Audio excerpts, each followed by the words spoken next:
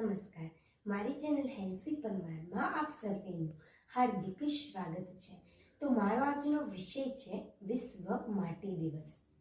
વિશ્વમાં દર વર્ષે 5 ડિસેમ્બરના રોજ વિશ્વ માટી દિવસની ઉજવણી કરવામાં આવે છે।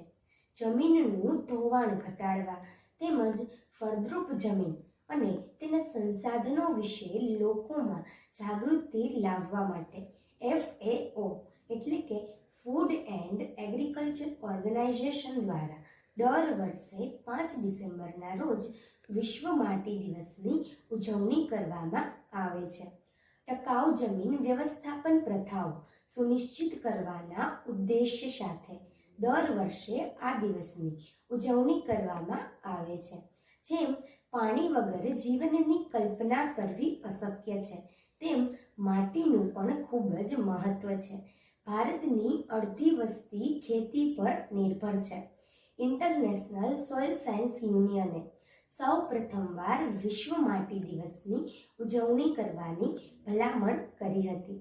તારીખ 20 ડિસેમ્બર 2013ના રોજ સંયુક્ત રાષ્ટ્રની 68મી જનરલ એસેમ્બલીમાં સર્વસંમતિથી આ દિવસનો ઇતિહાસ જાહેર કરવામાં આવ્યો હતો। તો ચાલો આપણે આ ઇતિહાસ વિશે જાણીએ અને શા માટે આ દિવસની ઉજવણી કરવામાં આવે છે એ વિશે ચર્ચા કરીએ। તો અહેવાલો અનુસાર થાઇલેન્ડના રાજાએ પોતાના કાર્યકાળ દરમિયાન ફળદ્રુપ જમીનના સંરક્ષણ માટે અનેક કાયદાઓ ઘડ્યા હતા અને તેમનું સંરક્ષણ કર્યું હતું। તેમના આ યોગદાનને સન્માન આપવા માટે, પ્રોત્સાહન આપવા માટે દર વર્ષે તેમના જન્મદિવસ 5 ડિસેમ્બરને વિશ્વ માટી દિવસ તરીકે ઉજવવામાં આવે છે। આપણા જીવનમાં માટીનું ખૂબ જ મહત્વ છે, કારણ કે તે ખોરાક, વસ્ત્ર, આશ્રય અને દવા સહિત 4 મુખ્ય માધ્યમોનો સ્ત્રોત છે। પરંતુ દિવસે ને દિવસે વધતી જતી વૃક્ષછેદનની પ્રવૃત્તિઓને કારણે તેમની સંખ્યામાં ઘટાડો આવી રહ્યો છે। આ ઉપરાંત ખેડૂતો દ્વારા ખેતરમાં રાસાયણિક પદાર્થો અને જંતુનાશકોના વધુ પડતા ઉપયોગથી તેમની ફળદ્રુપતા બગડી રહી છે।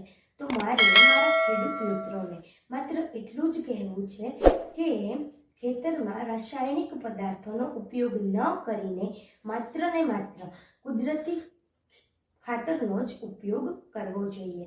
તો ચાલો આપણે વિશ્વ માટી દિવસની ઉજવણી કરીએ અને માટીનું મહત્વ લોકો સુધી પહોંચાડીએ। અને જો મારો આ વિડીયો આપ સર્વેને પસંદ આવ્યો હોય તો મારી ચેનલ હેન્સી પરમારને લાઈક, સબસ્ક્રાઈબ અને શેર કરજો, જેથી કરીને નવા નોટિફિકેશન એટલે કે નવા વિડીયો આપના સુધી પહોંચે।